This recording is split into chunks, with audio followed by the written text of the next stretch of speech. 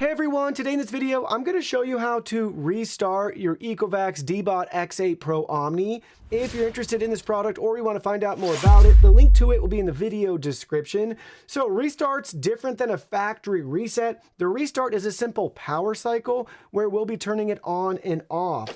So when you're looking at your vacuum, there's a removable top cover that you see right here. I'll put it back on.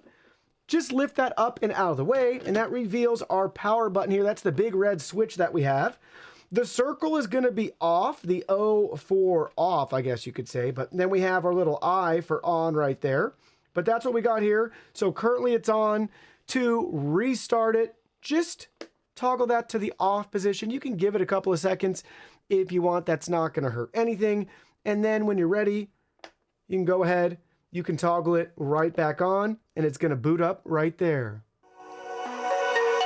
We got our startup chime and music. I can hear our LiDAR spinning up too, and the vacuum is booting up just fine. That's going to be a simple way to restart your Ecovacs Deebot X8 Pro Omni.